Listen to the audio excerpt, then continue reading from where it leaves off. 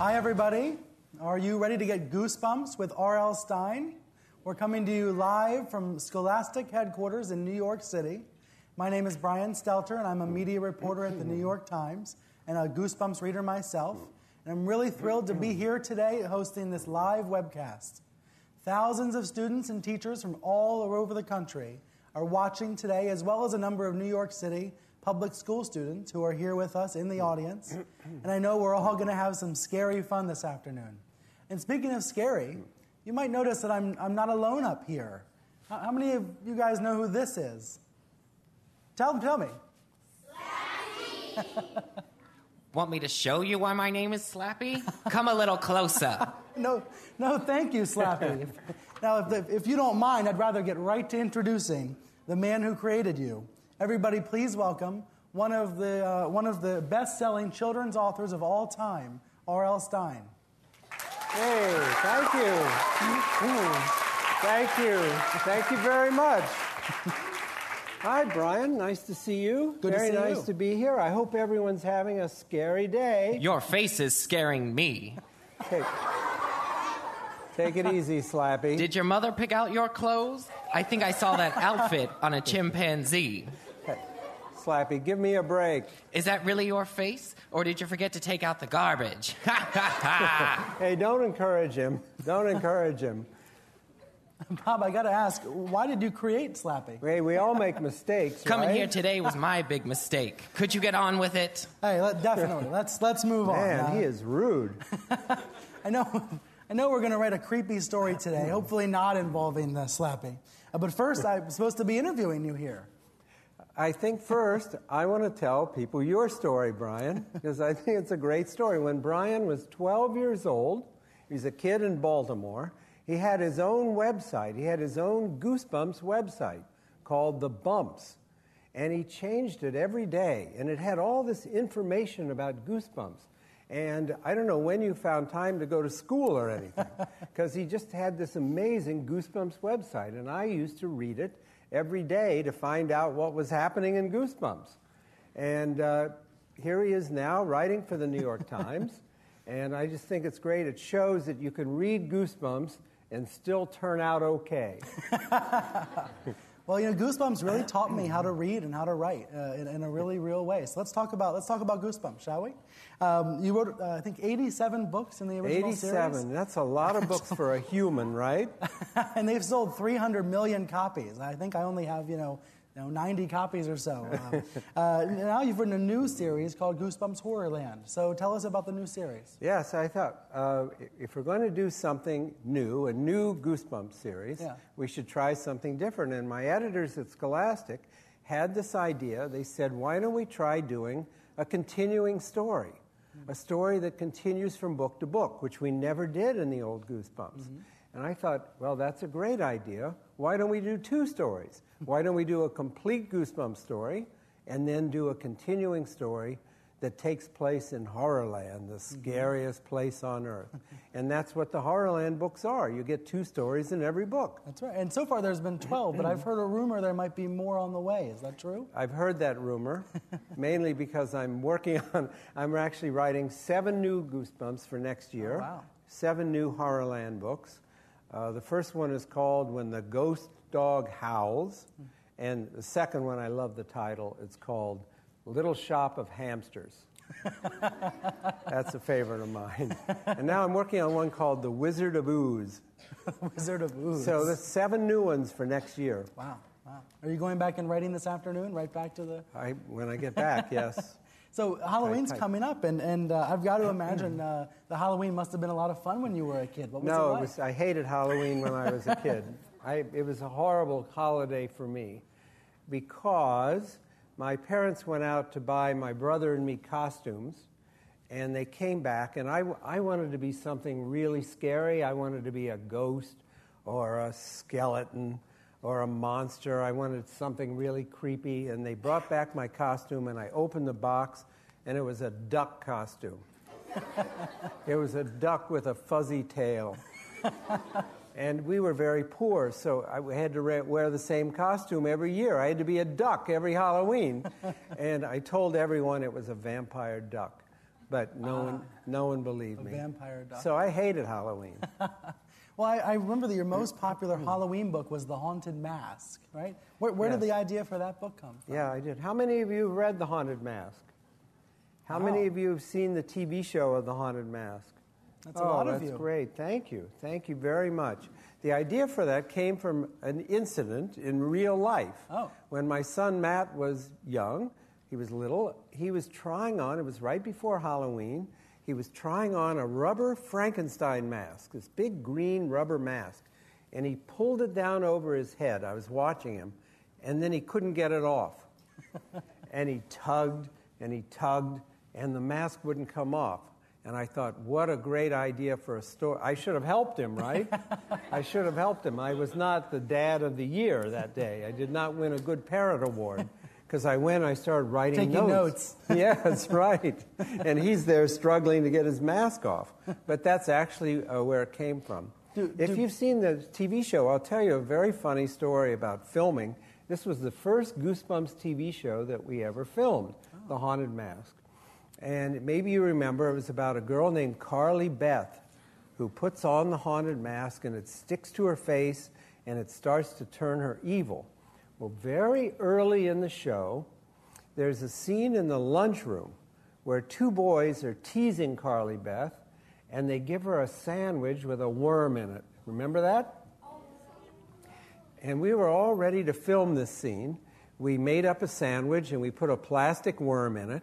And we brought it down to the set, and we were all watching, and this young actress named Catherine Long, who was playing Carly Beth, she came up to us and she said, you know what? I really can't do this scene with a plastic worm. I need a real worm in the sandwich. I have to have a real worm. So we said, okay. And we went out and we got a worm, and we put it in the sandwich, and we went down on the set, and we started to film. The two boys you'll see it on the show, two boys gave Carly Beth the sandwich, and she picked it up and bit into it and chewed it up. Yuck, right? But you want to hear the really sad part? The really sad part? We had to shoot the scene 12 times. 12 worms. Wow. Do most of your ideas come from real life like that? No, and usually none of them. I mean, the ideas in Goosebumps are so crazy. I mean, I would have to have a pretty weird life, right, for them to come. I don't know. The ideas just come from trying to think up ideas, you know. Yeah. Most of my ideas actually come from thinking up a title first. That's the very first thing I start with. One day I was walking my dog in the park, and this title just popped into my head. Say cheese and die. And where did that come from? I don't know. All of a sudden, say cheese and die. So I just started to think about what would it be? Maybe there was an evil camera, and maybe the evil camera showed the future, bad things. And then I get the ideas usually from titles. That's so interesting. Remind me to yawn later. Slappy, really. Give us a break. Do you have a question for Bob? Yes. Is that your face, or did you throw up your breakfast? Oh, no. Oh, he is so rude. Just ignore him. I've heard you're working on a new Slappy book, though, sometime coming. Yes. I'm doing a new Slappy book, and part of the new series for next year. It's called Slappy New Year. And it's about the worst New Year's party in history. It's horrible. Big whoop. I bet he's going to love that. Well, I'm going to shift gears, take a break from Slappy, and ask you a few personal questions. What was your favorite children's book when you were growing up? Well, my favorite book when I was a kid was Pinocchio. Oh.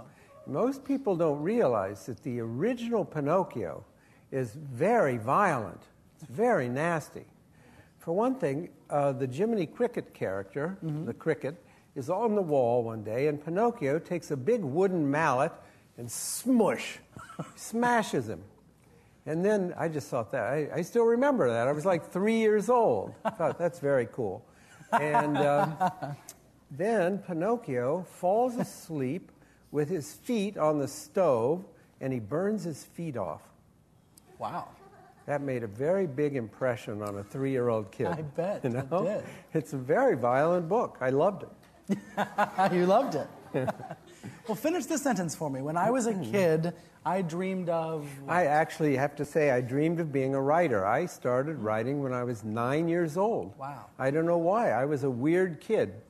I'd be in my room typing, just typing. And my mother would be outside the door, you know, and she'd say, "Bob, go outside and play. What's the matter with you? Go outside." And I would say, "It's boring out there." Type, type, type, type, type. And I would just be in my room typing. And, you know, the funny thing is, I never really learned how to type because I was just a kid. And I just used this finger, and not even this hand, just one finger typing. And now I've written 300 books with this finger. And look at it. Look at it. It's totally bent. You see it? Look, it's totally ruined. The finger is ruined. And that's how I write my books. The finger goes, wow. That's the career. I'm finished. That's I hope you protect that finger. Yes. I use all my fingers, but I was a kid just writing too, but I was writing about your books. That's what I was doing. What don't people know about R.L. Stine that might surprise them? Well, let's see. What don't they know about me? Actually, I didn't want to be a writer. I wanted to be a cartoonist. And I wanted to do comic strips. And I had this character when I was like in 4th grade, 5th grade, called Super Stooge. He was the world's dumbest superhero. And he would come flying in and he would crash headfirst into brick buildings. That's he awesome. couldn't control himself. And I brought it into school for my friends to see, and they said, "You can't draw at all. These are horrible." And they were right. I couldn't draw. So I had to become a writer. It's worked out okay for you. It worked out. But what the last question before I want to go to the audience and get all your questions. What makes R.L. Stine get goosebumps? Oh, you know, I think, what do I get goosebumps? All the mail I get, the incredible mail that I get from kids. It's amazing, just wonderful. Sometimes I get very funny letters. Sometimes kids try to help me with story ideas. One kid wrote and said, "I'd like you to write a book about a vampire chicken." He said, "You can write the rest." Sounds like you're a vampire duck. Yes, I know, a vampire chicken. I thought, Count Cluckula? I don't know. I thought about it, but it wasn't very good. Last week I got a letter from a kid. He said, "Dear R.L. Stine, I love your books. Your friends and your fans are really proud of you, no matter what anybody says." I love that letter. He'll stand up for you. Yeah. I bet they send you a lot of questions, and we've got a lot of students here who want to ask some questions as well. So we're going to go first to our audience here. Do you have a question for R.L.? Yes. My name is Mark. I am in the 4th grade at PS 198. My question is, why do you think the character Slappy is so popular, even though he's a bad character? It ain't easy being popular. Why do I think Slappy is so popular, even though he's bad? I think it's because he's so bad. I think everyone loves really rude characters. Slappy says all the things we can't say. He's really rude and crude, and he's horrible. And I think that's a lot of fun. He's a lot of fun for me to write. Yeah. I always ask kids when I'm at a bookstore or something. I say, "I can use your name. I'll put you in the next Goosebumps book. Do you want to be good or bad?" I always ask them. They always say bad. Why is that? Why is that? We have another question, I think, from the audience. Let's see. My name is Amir, and I'm in 5th grade at River East. My question is, what did you do before Goosebumps? Before Goosebumps, I wrote other things. I wrote scary books for teenagers called Fear Street. And I wrote about 100 of those. And it was all teens and terror. And every month I'd kill off more teenagers.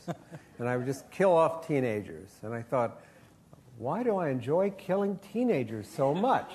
And then I realized I had one at home.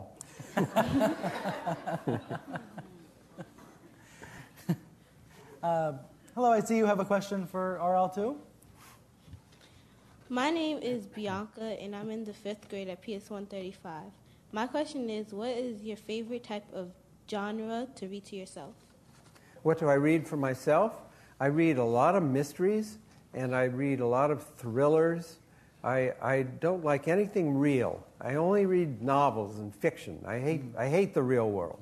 I don't like anything real. So I just read fiction. And, you know, I read a lot of scary books, too, just for fun. For fun.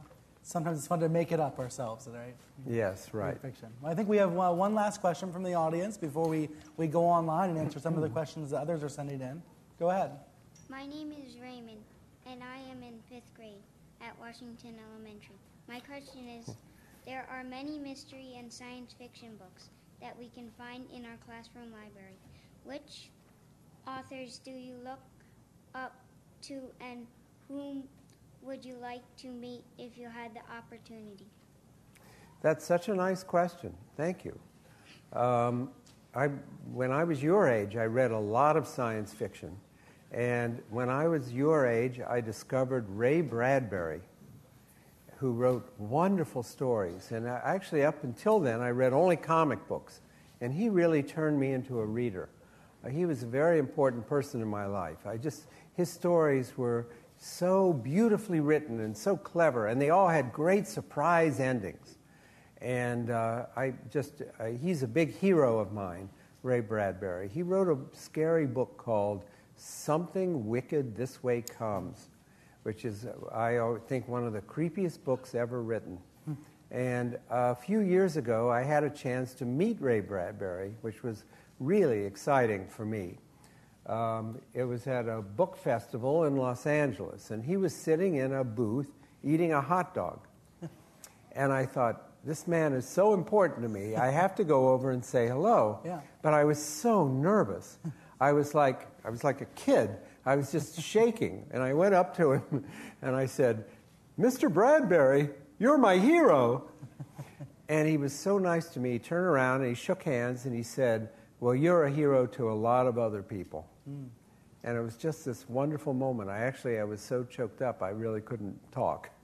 It was just, what a wonderful thing to say. Yeah. And it was a great moment for me. Well, to be able to grow up and meet our idols is something that we can all aspire to, Right, I think. right. Well, these are all great questions from the audience, and we have some coming in online that we also want to ask. I got a couple right here, actually. So here's our first one. If you could be a character in one of your books, who would you be? Hopefully not Slappy. No, I would not want to be Slappy. I think I'm turning into Monster Blood. I don't know, but who would I like to be? Maybe Billy Deep from Deep Trouble. Oh, right. Do you know those books? Right. Deep Trouble? Yeah. Because he gets to swim all the time. Yeah. He's always in the water, and he's, that would be fun. That's a great one. That would be fun. Another question from online. What tips can you give to someone who wants to be a writer? Well, I would say, one, read a lot. Yeah. Read and read. And don't just read one author. Read all kinds of things if you want to be an author. Because you don't even realize it, but you pick up all the different writing styles and all the different ways of saying things. You pick it all up without even realizing it. And the other thing is, this is very boring advice, but I would advise to keep a journal or something and write something every day. Just keep writing every day. Keep a diary. Just write about what you did during the day. And it's, very good practice, and it gets you going writing. Absolutely. Great. Well, these are some great questions we got online as well. And right now we want to have some scary fun. We were talking earlier about writing a scary story with the audience's help, and it's time to do that. So now we're going to have Bob come up and to use some of the poll results that we had from earlier. I know this story takes place in Horrorland Amusement Park. Is that right? Yes, Horrorland, the scariest place on earth. That's right. I think we'll write a nice ghost story together. Prior to the webcast, students were asked to vote online for 4 elements of your story. And the 4 questions we asked were, number 1, what title shall we give the story? And number 2, the boy in the story has a band. What's the name of his band?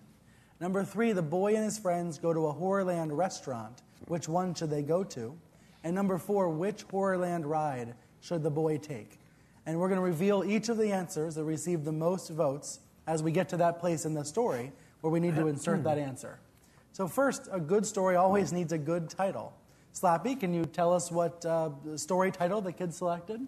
The title is Go Home and Leave Me Alone or I'll Slap You. Oh, I don't think that's I don't think that's the title, Slappy. The title that actually got the most votes was Why I Didn't Survive Horrorland.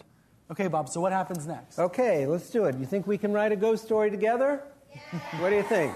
Let's give it a try. The first thing I need is the name of a boy. Who has a good boy's name for me? What do you think? Derek? Derek. Okay, Derek is our boy.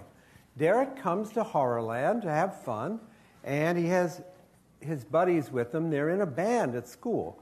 They have a band, and they're not very good, but they have a lot of fun playing music.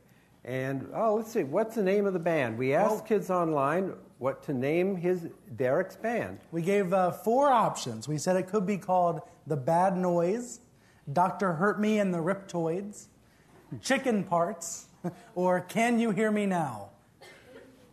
And the kids online picked Can You Hear Me Now? So that's the name of the band. And they all come to Horrorland, and Derek has his guitar strapped to his back, and the first thing they do, they have lunch.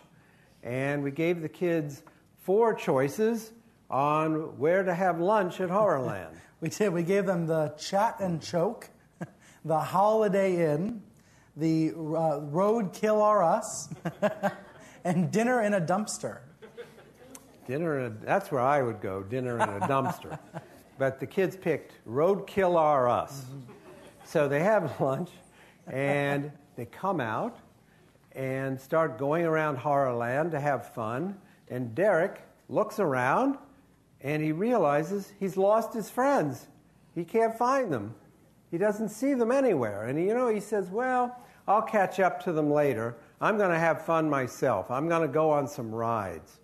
And in front of him, he sees 4 rides. And tell us what the 4 rides are. The 4 rides were the Hurricane of Horror, Spin Till You Puke, the Tunnel of Hate, and Concussion Mountain. Concussion Mountain sounds cool, doesn't it? And the kids online picked the Hurricane of Horror. Mm-hmm. So, okay, now we'll get going here. He goes to the Hurricane of Horror. He walks in, and a huge blast of wind comes up and blows him right to the Tunnel of Hate. So he says, okay, I'll go to the Tunnel of Hate. And it's a canoe ride that goes into this dark tunnel. And he starts to climb into the canoe when he hears a girl's voice. So we need a girl's name. Who has a good girl's name for me? Ashley. Okay, Ashley's our girl. And Ashley says, I've never done this ride. Can I ride with you? And Derek says, fine, go ahead, jump in. Derek gets in the canoe. Ashley gets in behind him and takes the paddle and starts to paddle them into the Tunnel of Hate. And it's dark inside and very cold and very creepy. And Ashley says, this is a fun ride. I like this ride. This is fun. And it gets darker and colder. And she paddles them slowly, and all you can hear is her paddle in the water. And then suddenly Derek looks up, and he sees something coming at them from the distance. It's another canoe. It's coming the wrong way. And there are kids in the canoe. But there's something wrong with these kids. They're staring straight ahead, and they're sitting very stiffly, and their eyes don't move, and their skin is bright blue. Zombies. Zombies. Derek says, zombies, we have to get out of here. Ashley says, this is a fun ride.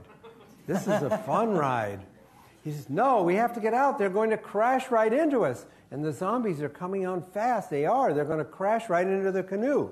So what should Derek do? Help me out here. What should Derek do? Should he grab the paddle away from Ashley and try to paddle out as fast as he can? Or should he jump in the water and swim for his life? What do you think? Let's vote. Let's vote. How many think he should grab the paddle away from Ashley? How many think he should jump in the water and swim for his life? All right. Derek jumps in the water. He starts to swim. He says, oh, wait a minute, I forgot something. I don't know how to swim. Now he's splashing around. He's trying to get back in the canoe, and the zombies are coming closer and closer. He can't get back in the canoe, and the zombie canoe crashes right into him. and it goes right through him. And Derek suddenly feels ice cold. He's like frozen. And the zombie canoe has disappeared behind him. It went right through him. And he climbs back. He's drenched. He climbs back into the canoe. And he says, Ashley, do you believe what... Ashley is gone. Do you think she went off with the zombies? Ashley isn't there. And sitting in her place is a hideous ghost. Help me write this. What does a ghost look like? What is a ghost? Help me write it. What does a ghost look like? Real loud, real loud. It looks like a white little shadow type. A white shadow. It looks like a white shadow. What else? What else about the ghost? Help me. Yeah. Looks like a what? Pirate. Like a pirate? Yeah. This white thing, this misty thing like a pirate, and? You have to be real loud.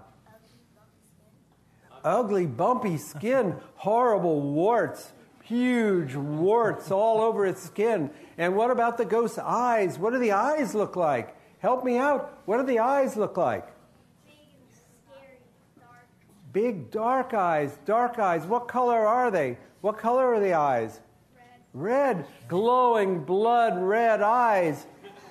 And the ghost says, Derek, I hope you like this ride because it will be your last ride. Derek says, oh, no.